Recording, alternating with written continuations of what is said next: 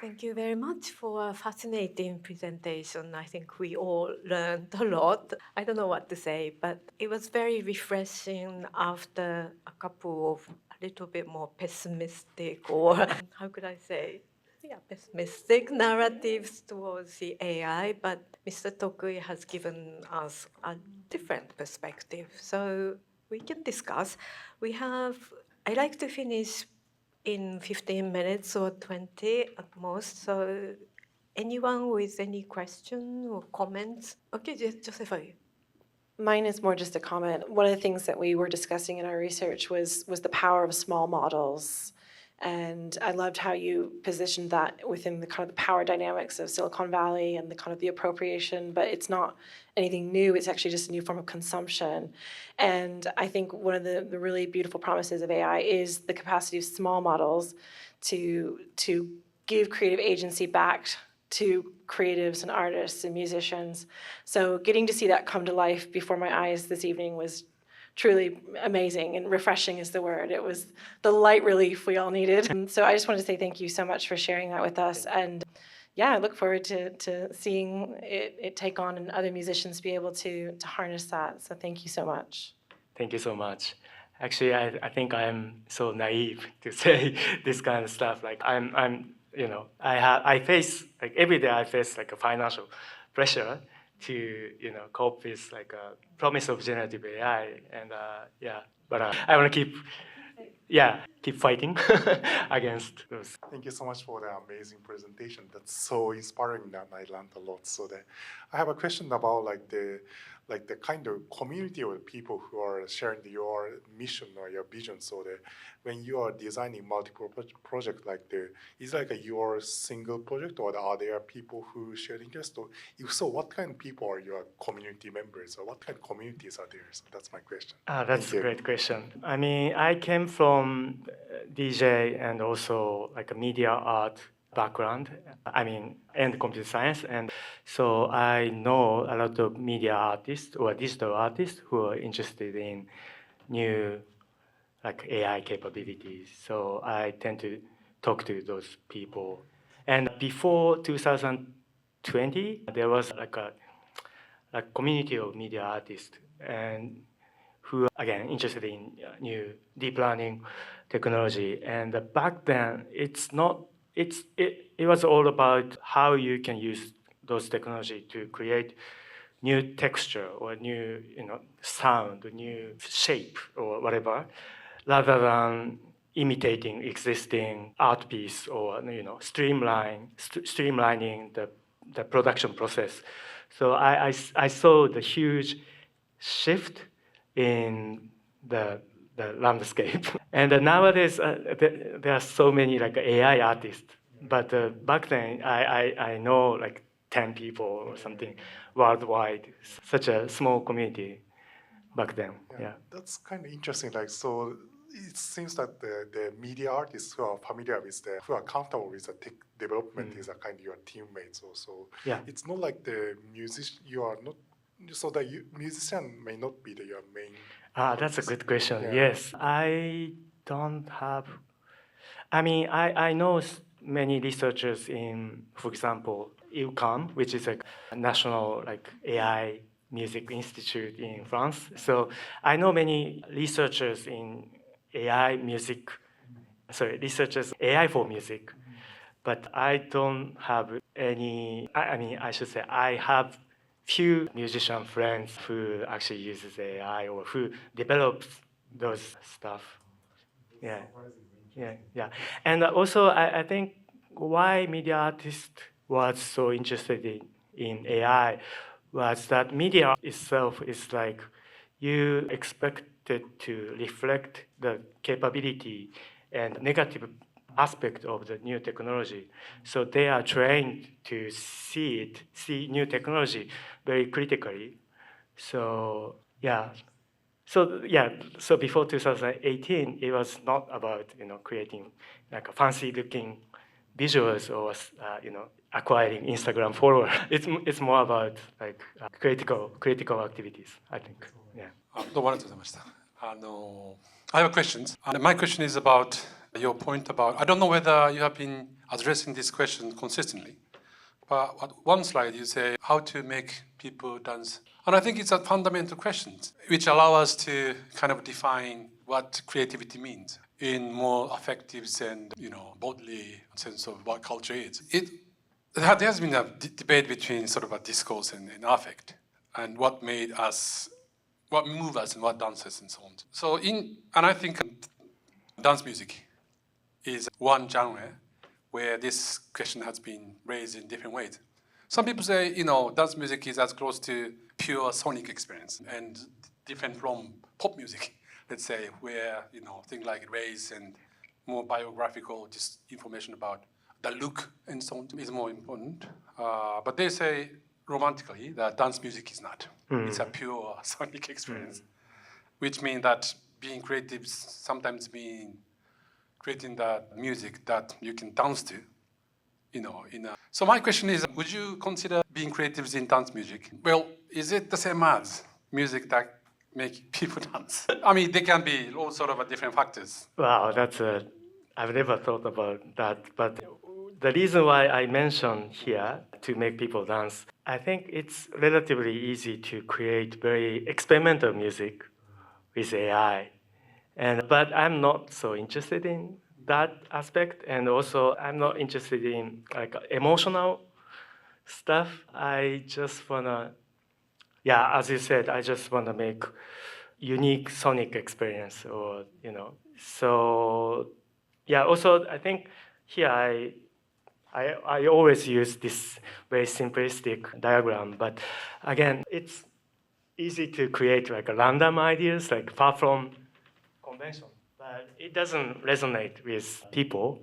And if I want to make people dance with very new sonic experience, you have to be somewhere close to the convention, but slightly out of the box. And so this is the beauty of AI. I think with computer or with very simplistic algorithms, you can create random artifacts, but it doesn't make people dance. So with AI, I can control how the extent of newness or novelty. So for me, that's the most fascinating capability of AI. And still I'm trying to do. I think people tend to think AI is mimicking, as I said, mimicking existing styles. But I think you can use AI to create something a little bit outside of the conventions. And Thank you so much for your great presentation. And then my question is related to his question as well. And I want to ask you about the temporality of your art and appreciation of your art. I mean, when your audience are listening to your music, that's actually, I think it's a kind of performance, because DJing is these days it's performance, right? So people get together and they're listening to your music and they can dance, and it's, if you, as you said, the music is very instant and it's very timely limited. Then do you record it, and then other people can listen to this exact song later after the performance? And can they experience your art later? Because DJing it's a timely concert performance, but usually we listen to music by CD and YouTube. Yeah. But yes, and then yes, and appreciation too. 'Cause I saw some DJing, the famous DJ Peggy Gou. She started with DJing, and now she's actually composing music, and she had these albums, so many albums these days. And some people might want to listen to your music later. Yeah. So yes. Thank you. So today the time was limited, so I cannot present my whole catalog of piece. So this is one project I do, and I compose music using AI. And so in that case, I use AI to of course my methodology has developed and evolved in the last few years. But basically, I use AI to generate interesting sound, and like a producer, I sample and cut and paste to compose music. So yes, but it's in the production process. I think I feel the same way. Like sometimes I was so surprised by the output of AI, and I got a goosebump, and I should use this snippet, and yeah, so that's how I compose. So yeah. Thank you for your wonderful presentation and sharing your fascinating work. I have many questions, but I'll just do one. And I want to try and link to the earlier presentation on the reports. So I think the reports earlier talked about AI-generated content, so AI-generated content. But when you gave the examples of DJing and mashups, it made me think of user-generated content. And we could also think of video game modding and various things. And then I wondered, is there such thing as AI-generated content? Is it more accurate to describe it as user-generated using AI? AI-generated content seems to remove the user, but you're putting the user back in. We see them on stage playing guitars. So I just wondered whether it's user-generated using AI. It's a bit of a mouthful, but it seems more accurate. If you had any thoughts on that, thank you. Well, I think it's related to what you mentioned in the discussion about copyright, like labor and effort you put into the output. And yeah, so yeah, in the case of Udio or Suno, you just type one phrase, you get something, and I don't think it's I think it's AI. It's safe to say AI generated lo-fi hip hop song, right? But maybe I could spend like 10 hours to think about new creative prompt for Udio. Then maybe it's my production. Yeah, I use So how did you say, like AI generated, user generated using AI. yeah. So yeah, it depends on the effort and yeah. Thank you very much. Okay, so Sorry, one last question, very short. Thank you very much indeed for your great presentation. I really enjoyed very much. I can see the AI has been helping a lot for your creative process to make a final product. And I'm just wondering, I can see the lots of pros there, but from your point of view as an artist, is there any cons at the moment? Is there anything that you see the downside of anything, anything to do with the AI creation? Great question. I think personally speaking, I'm a bit struggling right now because it's so easy to create very realistic music, and it's tempting to use this technology. And now technology has very matured, so it doesn't create like a unique, like weird, strange output. So now I need to hack the system, or I need to develop new type of AI technology, and that's my research topic right now. And yeah, so the downside of tools or AI system is like it's flattening the creation, and so you can easily get like good sounding music, but it's average. Yeah, and flattening, the current system has very strong flattening effect, and as an artist I need to again fight against this flattening tendency. Yeah. going to be the last question. Okay, my question is very short. Thank you very much. Very impressive presentation. I learned a lot about your great works. Especially you mentioned uncontrolled or conventional music or error, which sounds like something very much even human-made, action painting or something like improvisation between the actor or dancers. So yeah, I find that it's pretty much something experimental things to cultivate the frontier of what is creativity or what is consumption, like IDA that the Professor should introduce previously. So my question is about, actually I read the 美術手帳, the ありがとうございます。latest version of 美術手帳 and your interview, which is one of the famous professional magazine about the arts and culture. And so you mentioned that as a musician, but there are some problems collaborating with AI, and one of them is, again, copyright.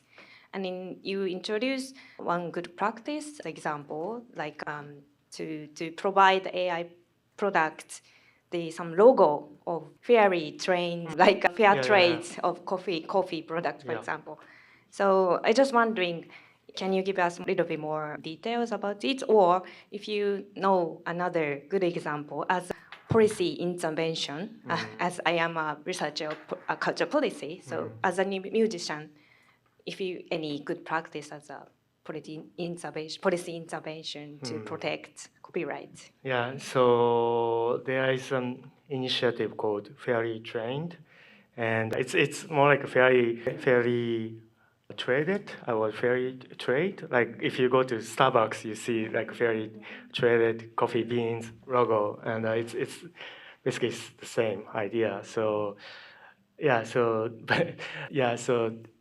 actually I contacted this fairly trained organization or like a society, but it turned out I have to pay a lot to get that logo, so I gave up. But so basically you can get a certificate to assure that you don't use copyrighted materials.